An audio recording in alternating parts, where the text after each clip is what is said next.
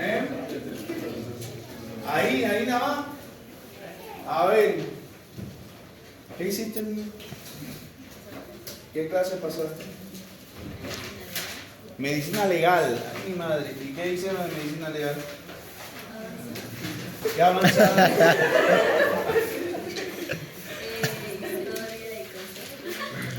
Historia y conceptos. Te voy a hacer exponer más bien. Cuéntame bien, ¿quiénes son del grupo 3? ¿Cómo se divide la medicina legal? La historia de la medicina legal, forense, sobre todo forense. Después no le tomaban importancia, ahora sí.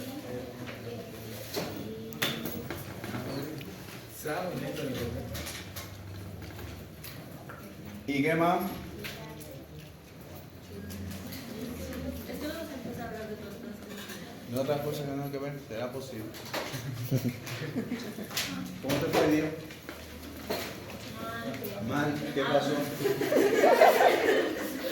Estaba viendo mi práctica y ella marcha. La avenida. ¿Y de qué estaban marchando? Los de están solos. ¿Ah, sí? Sí. ¿Y qué estaban reclamando? No sé. ¿Será posible? Bueno, dale. Y empezamos la clase ya. Vamos. Ya empezamos la clase ya. ¿Ok? ¿Me vas a ayudar? ¿Cómo te llamas? Eli, ¿verdad? Eli. Ya sabes. Bueno, la vez pasada me ayudaste, ¿verdad? No, ya sabes. Ok. Vamos a hacer un pequeño remember. Hoy la tarea no la voy a revisar porque sé que algunos seguro no la han hecho y sé que algunos no han venido, así es que les vamos a dar chancecito para que se actualicen. La mochila, carterita, pónganmelo abajo de los asientos porque voy a pasar y me voy a tropezar. ¿Ok?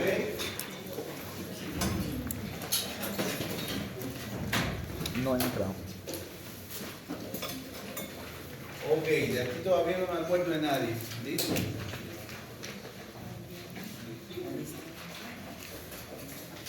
A ver, vamos a ver. Mira cómo bajan las cabezas para que no lo miren. Tú mismo, ¿cómo te llamas? Alex. ¿Cómo fue? Alex. Alex.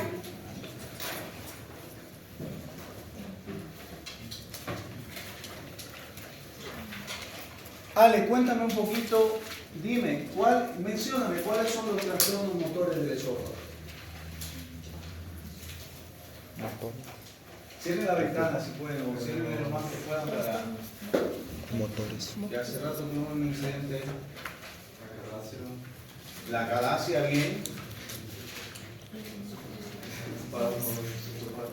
El espasmo difuso esofágico bien. El esófago encapsulado, mira tu Salvador ahí. El esófago encapsulado, ¿ya? Clínicamente, ¿cómo te llamas? Tania. ¿Tú viniste a la clase pasada? ¿De verdad? Tania. Vamos, ya empezamos la clase ya. Tania. Clínicamente, ¿cómo se comporta la calasia?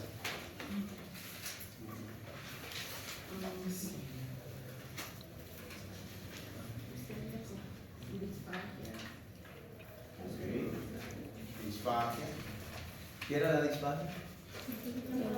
La dificultad para tragar. Pero Tania me ha dicho un síntoma que es muy genérico, porque tanto la calasia como el espasmo, como el esófago encapsulado y como muchas otras patologías van a tener disfagia, ¿verdad? Pero ¿qué es lo que le caracteriza a la calasia, Tania? ¿Te acuerdas? ¿No te acuerdas? ¿Quién le ayuda por allá? A ver. ¿Cómo te llamas? Risel. La ¿Y qué era la regurgitación? Era el reflejo que tiene el cuerpo para intentar salir el contenido bioalimentario. ¿Cómo te llamas? Alfredo. Alfredo dice que la regurgitación es el reflejo que tiene el cuerpo para poder eliminar el contenido. No, eliminar no. Es un reflejo para que intenta hacer o eliminar el contenido, más no llega a expulsarse. Más no llega a expulsar. ¿Qué opinan? ¿Qué creen? ¿Cómo te llamas? Richel. No me acuerdo. Ya. A ver, Richel, ¿qué tú crees? Es un relevo espontáneo, cargado y el contenido no está escrito y no está disuelto. ¿Tú qué crees? ¿Entendió? Es un retorno pasivo, expulsión de lo que es el contenido básico. Van acomodándose un poco y tienen que ir estudiando, caballero. La regurgitación es un proceso involuntario, no reflejo, porque no es nada más que el rebalse. Porque el esófago se llena y ya no puede entrar más y entonces empieza a regurgitar, ¿verdad? Que es muy diferente al vómito. Es más, una de las tareas que se indicó, ¿verdad?, era definir o diferenciar la diferencia entre regurgitación y vómito. A ver, lee tus respuestas de tu tarea. A ver, dice acá, a ver, dale, lee en voz alta. A regurgitação é o retorno do conteúdo do estômago, a esôfago, a boca sem esforço ou da Bueno, mira, ya no te escucharon los compadres. Ya no tengo asiento, mira, ya la... o retorno do conteúdo do estômago, a la boca sem esforço ou da contracciones abdominales. ¿Qué es lo que pasa? Que en la regurgitación no necesariamente puede haber náuseas. A ver, ¿qué escribiste tú?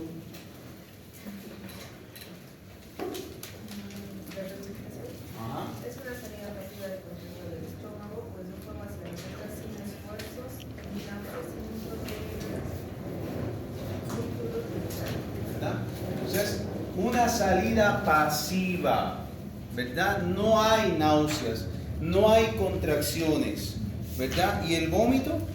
Bueno, yo escribí de que es un fenómeno activo, decidido, de náuseas arcadas con contracciones. Entonces, en este caso, ya que la regurgitación es involuntaria, el vómito sería voluntario. No, tampoco es Bueno, voluntario, más o menos. pero es un acto reflejo, ¿verdad? Y es un proceso activo. La regurgitación sería un proceso pasivo, ¿verdad? Eso es muy importante. Entonces, la calasia se caracterizaba porque clínicamente el paciente presentaba regurgitación. Sin embargo, la regurgitación no era la única situación clínica que el paciente presentaba. ¿Qué otros síntomas tiene un paciente con acalasia? Disfagia, hipertrofia. A ver, con orden, levántenme la mano y me dicen una cosa. Dime ahí. Pérdida de peso. ¿Por qué pierde de peso?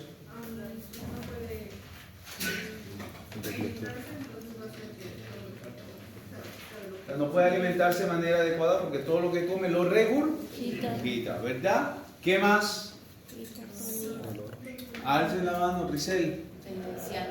Cialorrea, ¿verdad? ¿Qué más?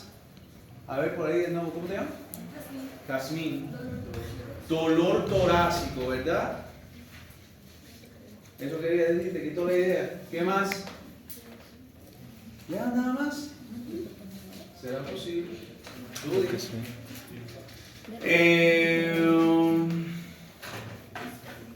Alguien me habla del espasmo difuso del esofágico. A ver. Antes de que yo le seleccione, alguien levante la mano.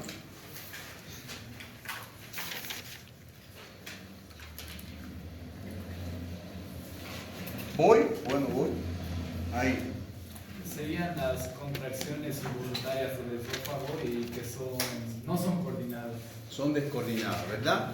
¿Y cuál es el síntoma más característico de esta? Un dolor torácico. El dolor torácico, ¿verdad? Sin embargo, también es disfagia, ¿no es cierto? Y... ¿sí? ¿Cómo te llamas? Madai. Madai, ¿verdad? ¿Qué es los ojos de castaños?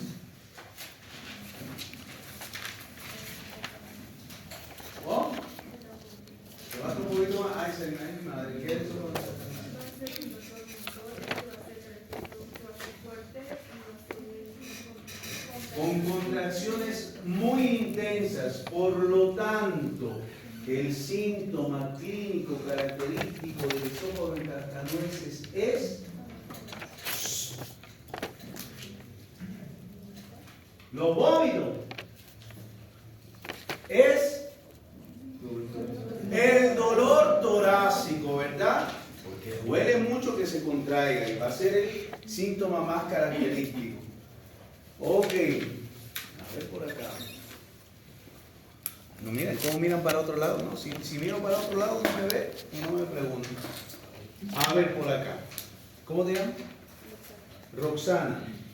Dime las características. Bueno, vamos por orden. ¿Qué es la manometría? Eso que sirve para medir Ok.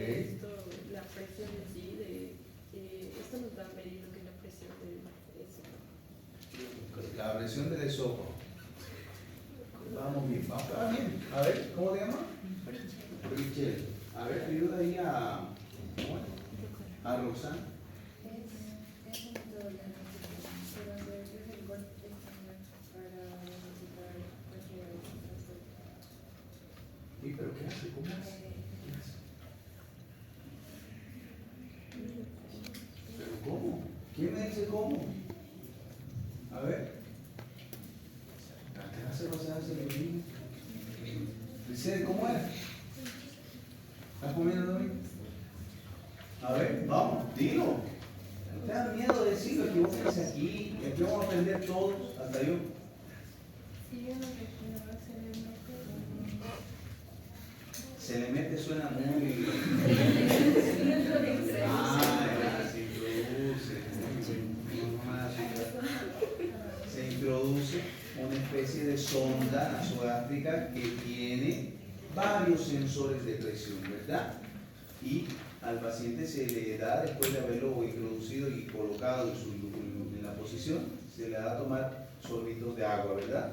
Y estos van a estimular la contracción esofágica, la misma que va a censar el manómetro y se va a registrar en una computadora y nos van a decir características y cada característica nos va a ayudar a definir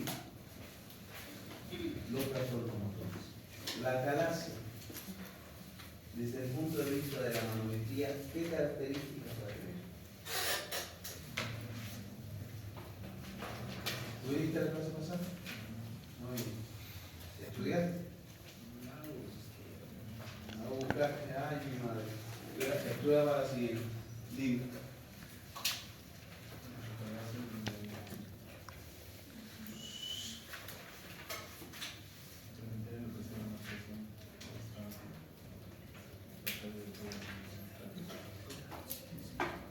Están echando piedra allá. A ver por acá. Ok, ¿dónde? ¿Qué parte? Ahí hay. No sé. No hay peristalsis en el límite inferior. Eso dice, eso no trata, no trata más. ¿Será posible? Así no vale, así yo no quiero dar docencia. Va a haber ausencia de la peristalsis, va a haber, la presión va a estar aumentada en lo que es el esfínter esofágico inferior y va a haber lo que es relajación. No, falta de relajación. Hipertonía, ¿verdad? En el esfínter esofágico inferior y una aperistalsis en el cuerpo. Y a consecuencia de la hipertonía va a haber una falta de relajación, ¿verdad? Esas son las características manométricas. Cada una, el espasmo difuso y el esófago de cascanueces también tienen sus características manométricas. Hace falta que lo estudien. Evi, vamos a suponer que terminaste la carrera y te mandaron a hacer tu rural. Ay, no sé dónde te va a mandar ahora. ¿Dónde te gustaría ir? tú sabes, ¿dónde te mandaron a chapar? Hoy metía para adentro, ahí. En Iguero, en Chinaota. Y en ahí no hay las condiciones que hay aquí en la ciudad, ¿verdad? No está el Instituto Gastroenterológico. Y eso, que el instituto es instituto y solamente tienen un endoscopio funcionando, imagínate.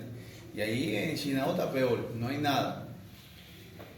Y tú tienes una paciente y te acuerdas de la clase y dices, mira, esta paciente tiene disfagia, está regurgitando, ya es mayor de edad, está perdiendo de peso. Tal vez tenga una calasia, dices tú. Son de escasos recursos. El viajecito de aquí hasta Cochabamba es largo para que le hagan una manometría. ¿Qué le puedo indicar para yo más o menos corroborar mi hipótesis diagnóstica y diga, y por lo menos si la voy a mandar a Cochabamba, la pueda mandar con muchos elementos y decirle, mira, estoy enfrentándome a una calasia? ¿Se te ocurre indicar algún otro estudio que está al alcance de estos lugares?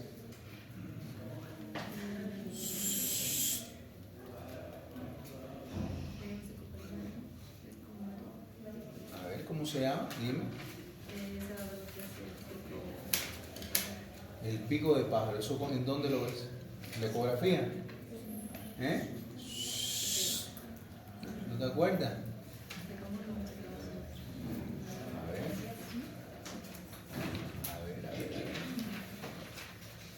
Tú mismo, el ultimito de esta fila. ¿Tú viniste a la clase pasada? Sí. Ayúdala a Evi. Evi está que no me acuerdo, no sé qué. ¿Se acuerda cómo te llamas? Jesús. Ese rato dice, agarra el teléfono y dice, oye Jesús, ¿te acuerdas que el doctor nos dijo, tengo una paciente con estas características? ¿Cómo se llamaba el estudio? ¿Qué le indico? No me acuerdo, te dicen. ¿Eh? Jesús, nada, tampoco se acuerda. Y va a llamar, mira, allá atrás, ¿cómo te llamas? ¿Sí? Jesús te va a llamar, Milen, que ya son 3, van a hacer una videollamada grupal. Oye, Milenka, Evi está en Chinaota, tiene un paciente, una viejita ahí que está con dificultad para tragar y todo esto, pero no tenemos manómetro, no hay endoscopía, no hay nada acá. ¿Cómo se llamaba el estudio ese? ¿Cómo? ¿Cómo?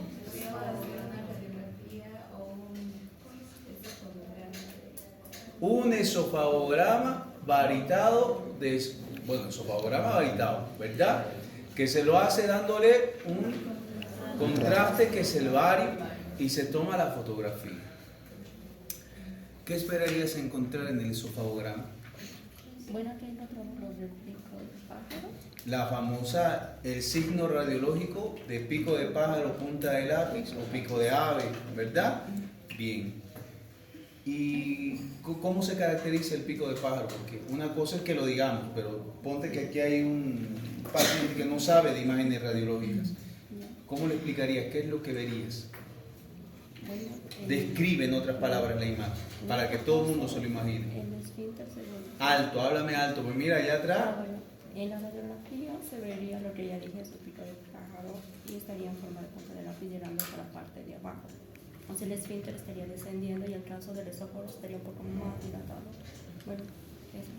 Estuviera dilatado, ¿verdad? Hay una dilatación del esófago y hay una estrechez al punto que se colapsa en una punta, ¿verdad?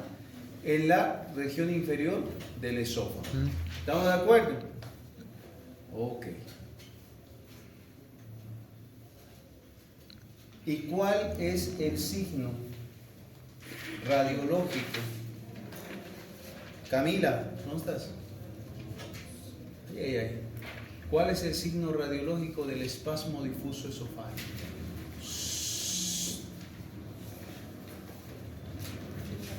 Imagen en sacatocho, ¿verdad? Estudiemos. No se dejen llevar. Yo sé que tienen que estudiar muchas cosas, pero si siguen el ritmo, no se van a perder. Si se atrasan, se van a embarcar. ¿Ok? Entonces estudiemos y seamos constantes en el estudio. Bien.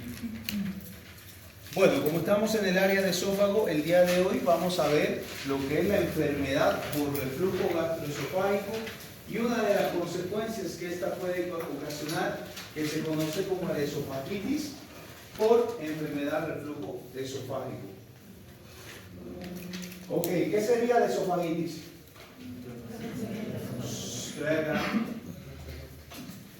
¿No sabes? Esofagitis. ¿Qué es lo que te dice? A ver. Gastritis, celulitis, duodenitis, rinitis, dolor. ¿Qué es la esofagitis? Inflamación. Y en este caso, del esófago, ¿verdad? Analicemos, usemos el sentido común. La esofagitis sería una consecuencia única y exclusivamente de la enfermedad por reflujo gastroesofágico. ¿Falso o verdadero? A ver, levanten la mano los que digan falso. 1, 2, 3, 4, 5.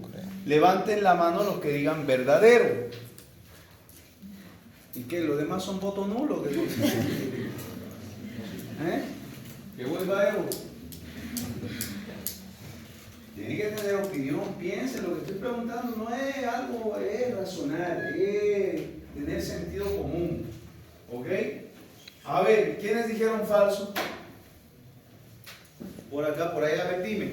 ¿Por qué piensas que la sentencia que digo, que la esofagitis es la única causa de la enfermedad por reflujo gastroesofágico, por qué piensas que eso es falso?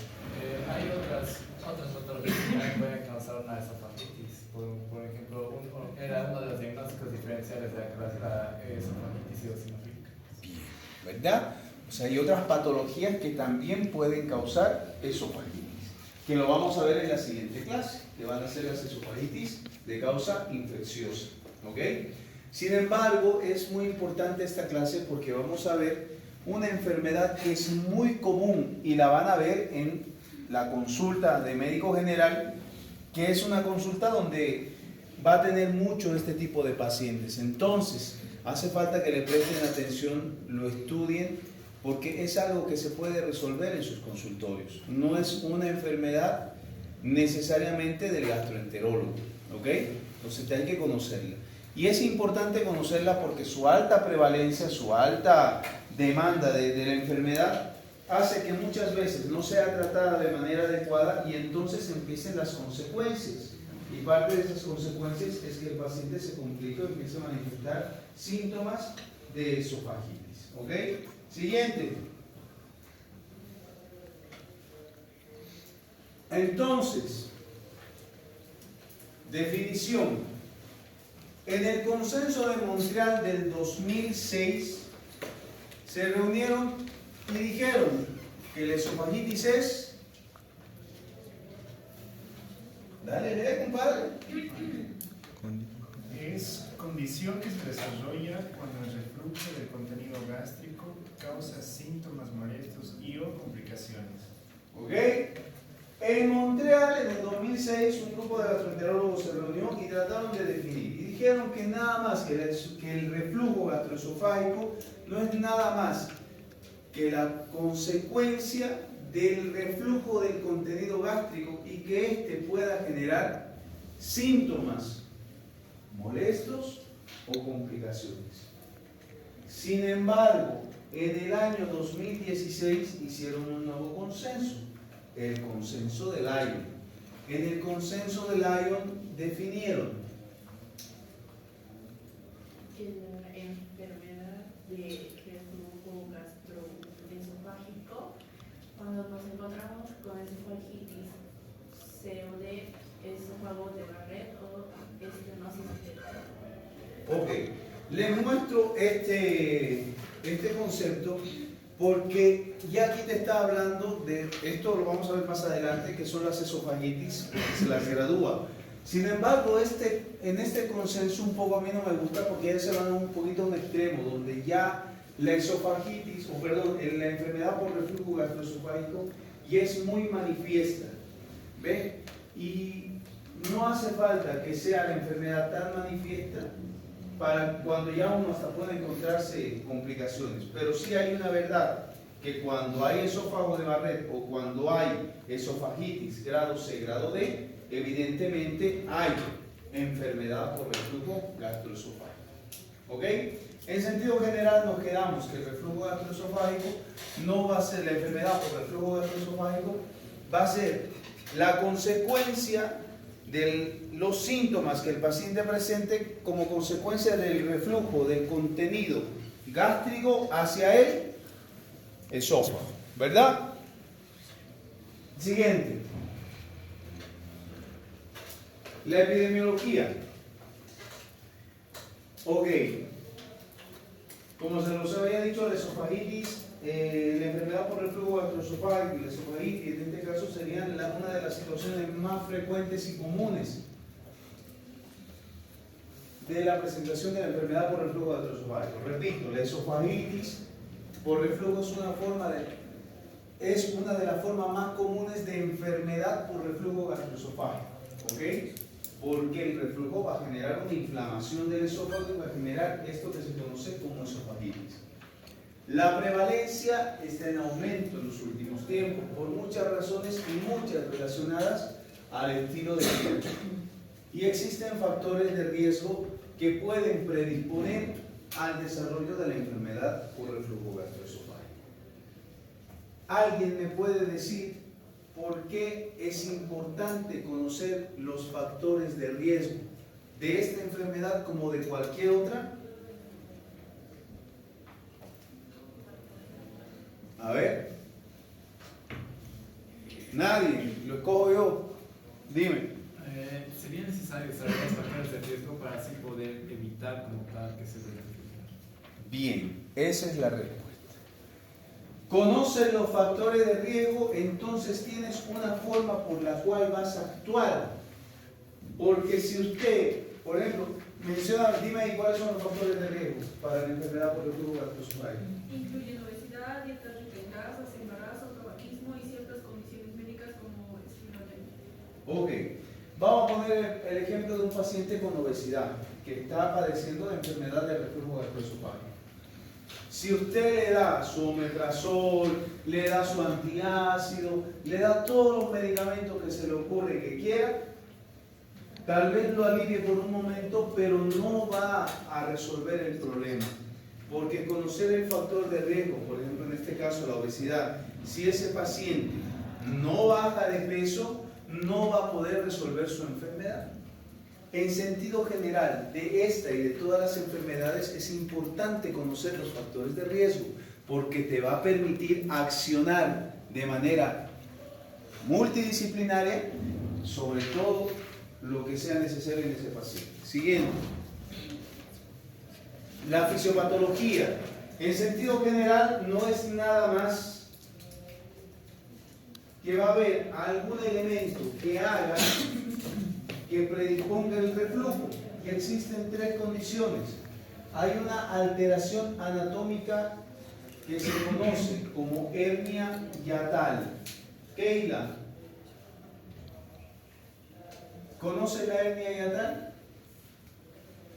No, no conoce la hernia hiatal, pero sí me deberías de decir qué es el hiato.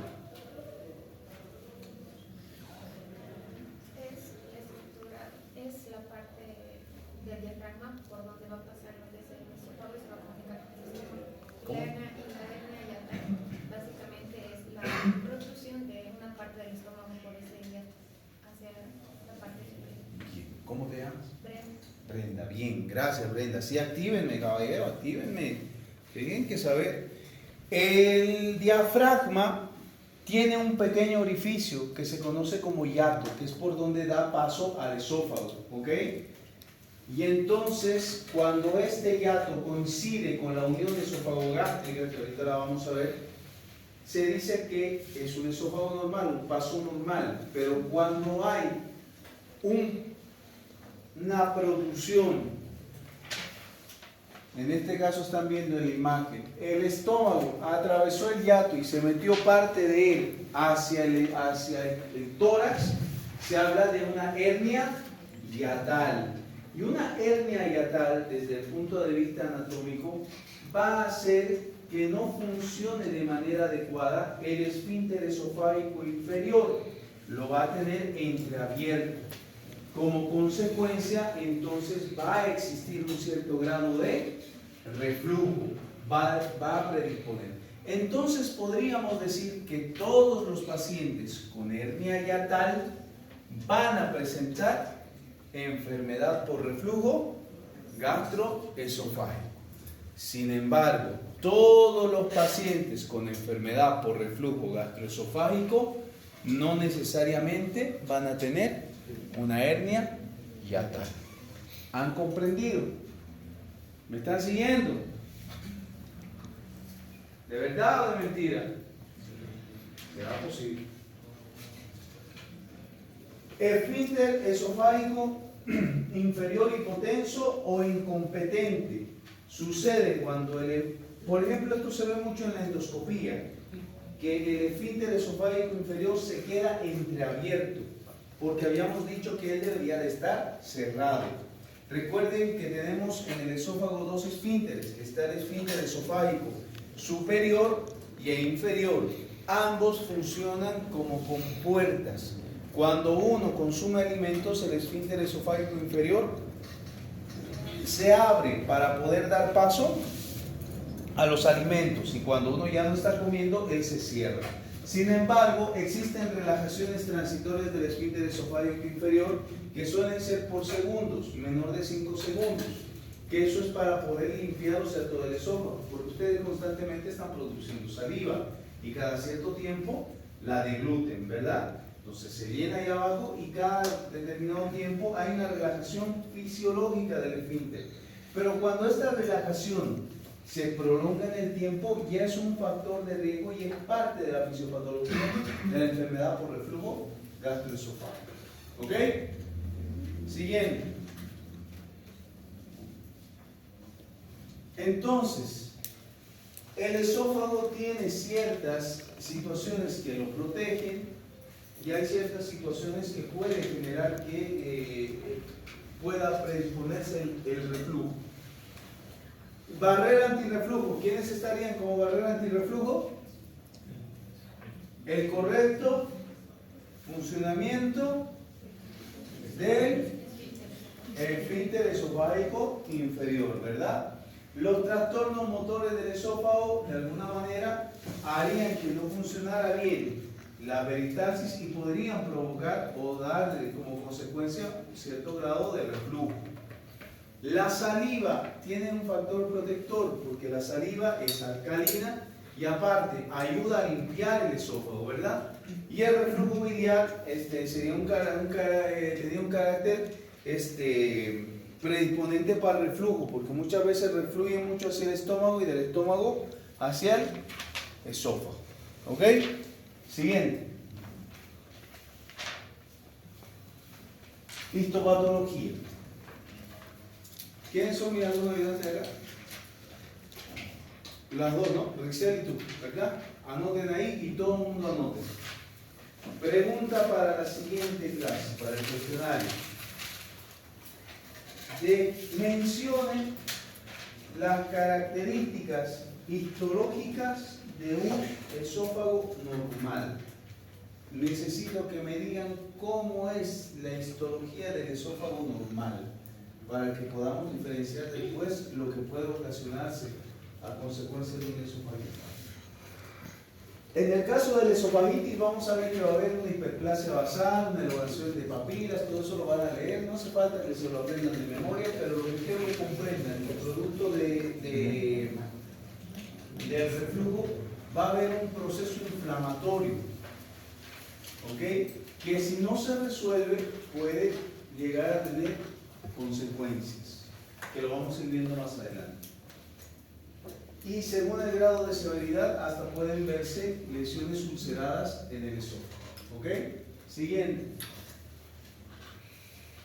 Esófago de Barrett. ¿Alguien conoce el esófago de Barré? ¿Han oído hablar de él? A ver, cuéntame. Allá. Es una metaplasia esofágica que se altera básicamente de un epitelio plano simple a un epitelio que evita esto. Ok. ¿Y qué es metaplasia? Es el cambio del celular. A ver, José Alfredo. ¿Dónde está José Alfredo? ¿Cuál de los dos? ¿Cuál? José Alfredo Ponce Rosales. Yo. ¿Qué es una metaplasia? Una metaplasia. Es el cambio de un tipo de célula, de un epitelio plano a un epitelio a otro tipo de epitelio. Ok. Esto necesito que estos conceptos queden claros. Se los pasé al otro grupo como ustedes también. Pregunta, siguiente pregunta para el cuestionario. Concepto de metaplasia, displasia y carcinoma in situ. ¿Ok? Eso tienen que saberlo para ahora y para toda la vida. Son términos que van a ir viendo. Entonces, en sentido general, ustedes lo van a buscar bien y lo van a escribir. La metaplasia no es nada más que un cambio de epitelio, producto de alguna noxa, algo que está dañando eso, y lo hace como un fenómeno de protección.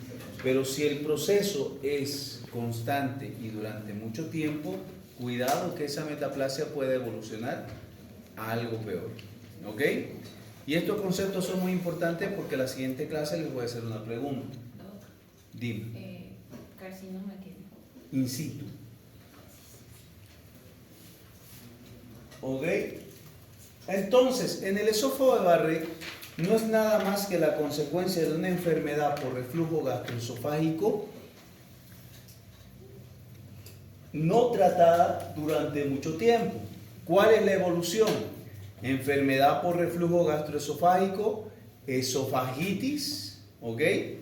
No se trató la esofagitis, no se sigue tratando la enfermedad, en el tiempo va a evolucionar a un esófago de Barré. Y si a pesar de eso todavía no se sigue tratando, va a evolucionar a un cáncer esofágico, que más adelante vamos a ver de qué tipo puede ser el más frecuente a presentarse.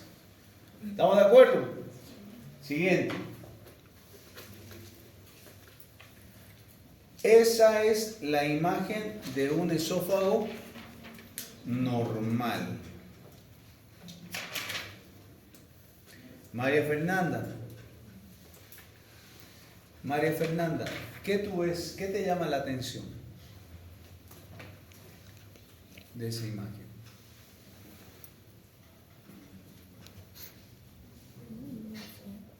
No sé. A ver, no sé.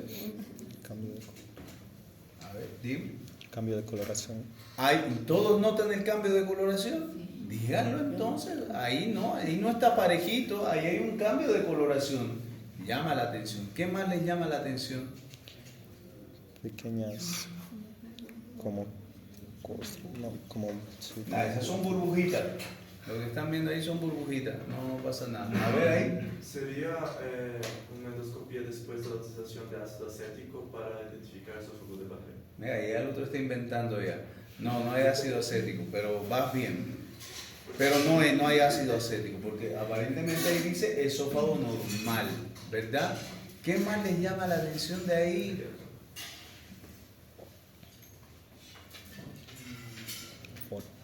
El médico tiene que aprender a ver. Nada más. ¿Qué pasó con el esfínter? ¿Cómo está el esfínter? Entonces, eso se está viendo ahí, te lo está diciendo a la cara, el esfínter no está cerrado. Y cuando uno hace una endoscopía muchas veces puede ver este fenómeno, que el esfínter esté entreabierto, esté incompetente, y es una de las causas que puede predisponer a enfermedad por reflujo gastroesofágico. Lo que ustedes están viendo aquí, esta línea que ven por acá, es la famosa conocida como línea Z, ¿ok? Se llama línea Z porque es una línea irregular, donde está mostrando el cambio de epitelio. De aquí para arriba es esófago, ¿ok? Y el epitelio es distinto. Es por eso que les mandé a buscar las características histológicas del esófago normal. Y de aquí para abajo, ¿qué creen que es? Estómago, ¿ok? Y el epitelio es totalmente distinto. Se les grabó la imagen, ya lo tienen en la cabeza. Ese es un esófago normal. Para cuando les manden una endoscopía y vean la foto esa, no se asusten, no digan, ay, mira, no, esto qué cosa es. Le echaron ácido acético, no le echaron nada de eso. ¿Ok? Y este es un esófago normal. Vamos, siguiente. Y ahí están viendo una imagen del famoso esófago de Barré, ¿verdad? Están viendo, echa para atrás, ahí. Fíjense cómo está la línea seca. Está alrededor de la circunferencia del esófago, ¿verdad? Echa para adelante. Y ahí se han formado una especie de lengüetas. Y es así como se describe en la endoscopía. Formación de lengüetas. Y muchas veces hay que medirlas para saber. Estas lengüetas salen como consecuencia del reflujo. Estamos hablando ya de un paciente que ha pasado ya por mucho tiempo de estar con esto, que le está generando ese tipo de complicación. ¿Ok? Y en estas lengüetas sucede un fenómeno que se llama intestinalización del esófago. Y es el proceso que se llama la famosa metaplasia columnar del esófago. Y me van a decir entonces, no sé si lo dejé, a ver, anoten ahí, las características histológicas del esófago de Barré. ¿Ok? ¿Hasta ahí comprendido? ¿Sí? Siguiente. Manifestaciones clínicas. Briseida. ¿Dónde está Briseida? Briseida. Briseida, dime, ¿cuál sería la manifestación clínica más característica de la enfermedad por reflujo gastroesofágico? Sí, el reflujo es un fenómeno, va a refluir, pero porque el paciente no te va a decir, doctora, tengo reflujo, él te va a decir una cosa, la manifestación clínica. ¿Cuál va a ser? La pirosis. Bien. ¿Qué es la pirosis?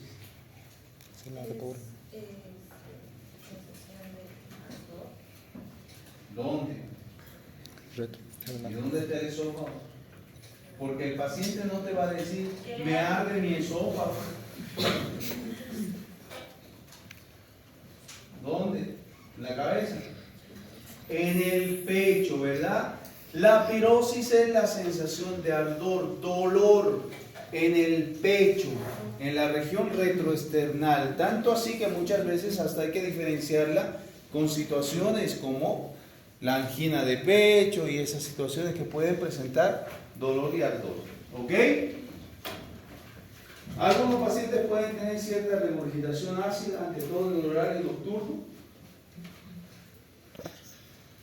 Y los síntomas más atípicos que pueden presentarse, que a veces son mucha causa de interconsulta del otorrino con nosotros, porque el paciente puede presentar disfonía, tos, ¿ok? Una tos crónica que no resuelve, van donde el otorrino pensando que es una manifestación netamente de esa especialidad, y el otorrino les dice, espérate, aquí yo estoy viendo ciertas cosas que yo creo que es mejor que te vea un gastroenterólogo, y nos los envíen. ¿Ok? Siguiente. El diagnóstico. Elvis, ¿dónde está Elvis? Elvis, ¿cómo se hace el diagnóstico de la enfermedad por reflujo gastroesofágico?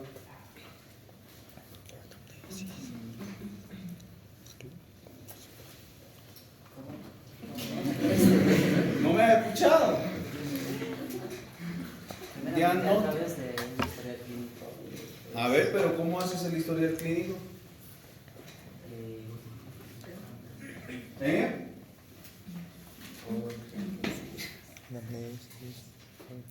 ¿Cómo era? Anamnesis, examen físico. Eso no se les puede olvidar, eso es para toda la vida. ¿Ok? Entonces, el examen clínico es muy importante porque van a recolectar todos estos datos que hemos hablado, biológicos, a la anamnesis, lo que el paciente manifiesta, etcétera, ¿verdad?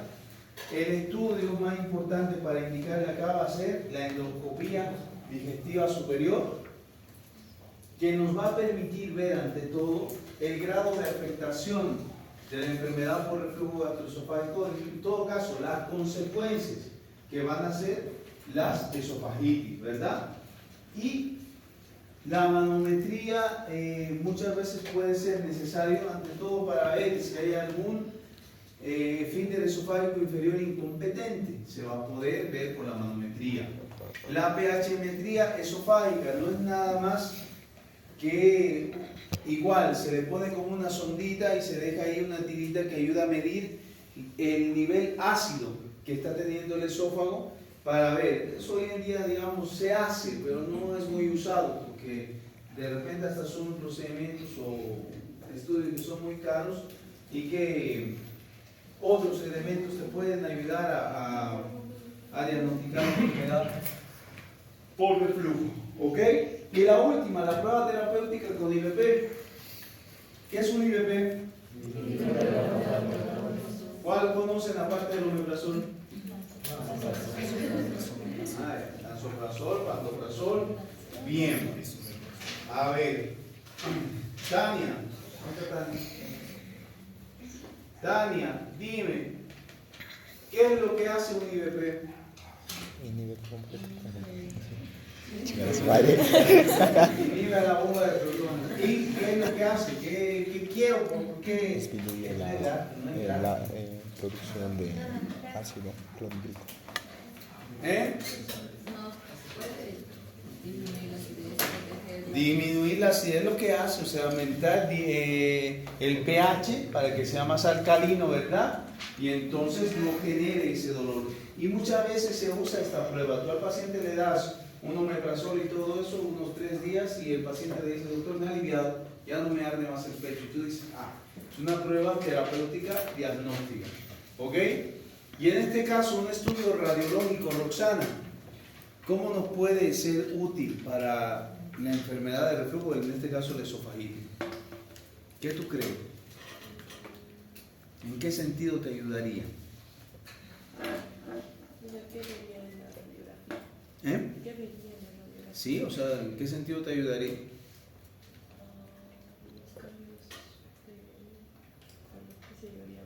Los cambios de color.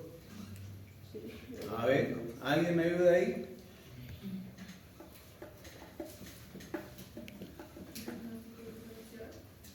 A ver, me gusta. A ver. Para ver como lo que es el signo de sacacorchos o... Ok, para ver si hay... Bien, ¿qué más? Realmente el estudio radiológico directamente no te va a ayudar a definir una enfermedad por reflujo gastroesofágico, pero te va a poder, uno, ver los diagnósticos diferenciales si hay alguna otra situación como la calasia y esta otra cosa, pero también te va a poder precisar si hay alguna estrechez a nivel del esófago, conocidas como estenosis pépticas, que se generan secundaria a la enfermedad por reflujo. Dice, eso sí se puede ver. ¿Ok? Siguiente. Entonces, como les había dicho, la endoscopía digestiva superior va a ser el estudio gold estándar para poder también ver las consecuencias que la enfermedad por reflujo pueda ocasionar. Y se pueden ver esofagitis erosivas, la estenosis péptica que les decía, que prácticamente por todo el proceso inflamatorio crónico, el esófago se va cerrando y hasta puede comportarse como una calasia. ¿Ok? Y el esófago de Barrett, que va a ser la consecuencia de la enfermedad por reflujo gastroesofágico, ¿verdad? Siguiente. Clasificación de los ángeles. La clasificación de los ángeles no es nada más que una clasificación para las esofagitis se dividen en 4. Clasificación A, B, C y D. ¿Ok? ¿En qué va a variar? En un grado A se van a ver pequeñas erosiones menores de 5 milímetros. En un grado B, igual, pequeñas erosiones, pero mayores de 5 milímetros, pero que no van a confluir entre sí, se van a estar aisladas.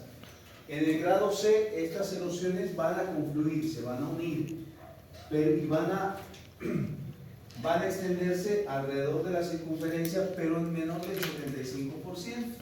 Y el grado C ya casi van a tomar toda la circunferencia. ¿Ok? Siguiente, para que vean.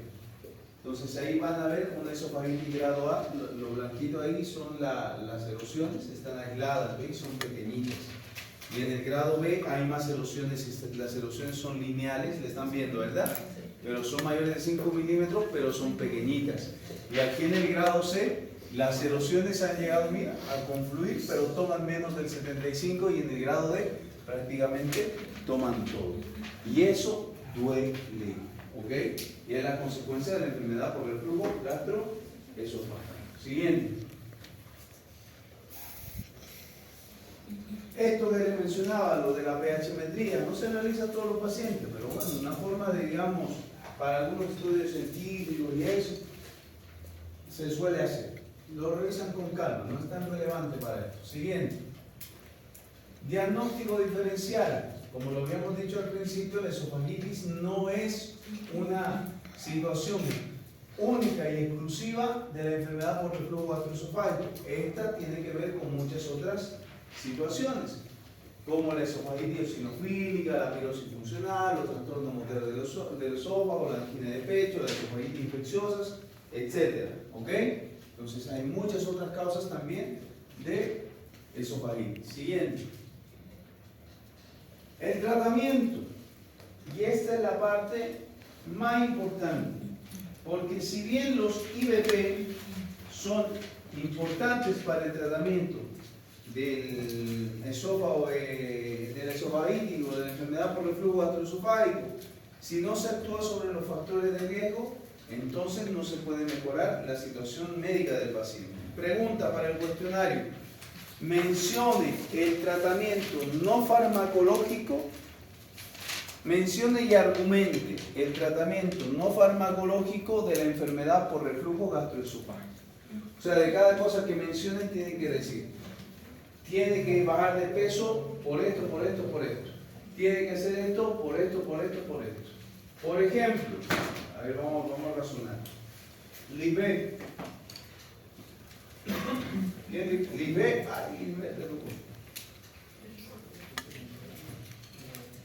¿por qué tú a un paciente sin un factor de riesgo, era por ejemplo, que está obeso, por qué tú le dijeras que bajara de peso para evitar la enfermedad por reflujo gastroesofágico?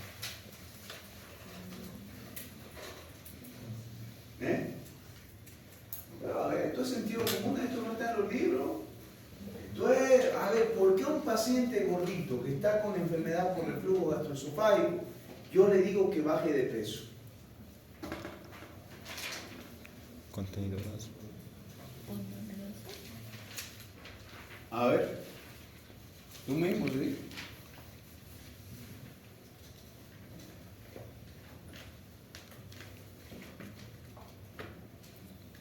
Vamos. Supongo que, bueno, tal vez por la cantidad de alimentos que consume, y entonces la cantidad de alimentos que consume puede ayudar a disminuir el reflujo. Hey, pero no me convence.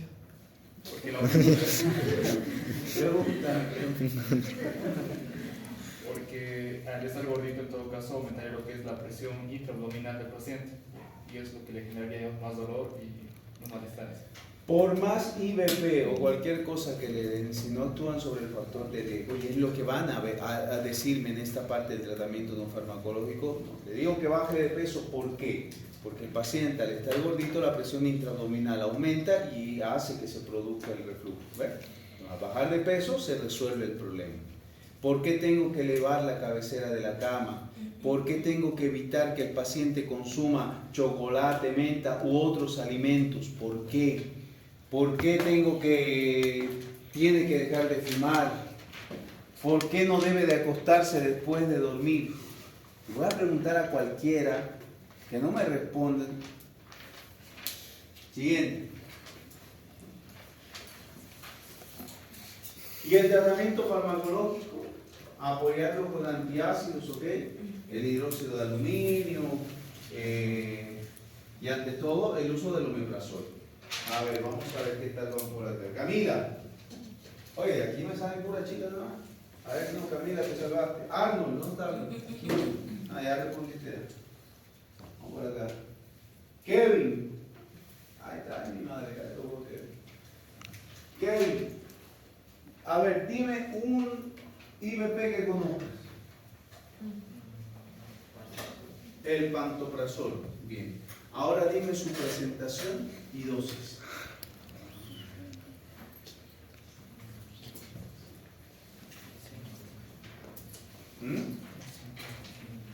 Le va a decir al paciente, tómate un pantoprazol, ya, tómate pantoprazol. ¿Y cómo me lo tomo, doctor? No sé, ahí. Tómate, tú tómate. A ver. Roxana, ¿cuál conoce? Mira ahí de 500 miligramos, ¿ok? ¿Y cómo se lo da? Cada 8 horas dice como la amoxicilina. ¿Okay? ¿Cuál conoces?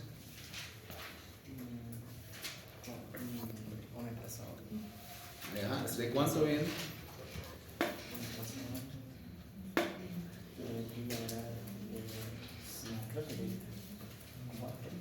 ¿De cuánto? Y entonces, como hay la duda, pregunta. Menciona 2 IVPs, presentación y dosis. ¿Ok? Y argumente por qué los IVPs se recomiendan darlos en ayunas. Me van a decir también, para que sepan. Y por último, mencionen las consecuencias del uso prolongado del omeprazol. Porque vamos a ver si eso es mito o realidad de las cosas que se dicen. ¿Ok? ¿Cómo es la pregunta? Mencione las consecuencias del uso prolongado del omeprazol. ¿Ok? Siguiente. Entonces también hay tratamientos que son tratamientos quirúrgicos, y los tratamientos quirúrgicos van a ir justamente a ver de qué manera puedo ayudar a resolver el reflujo.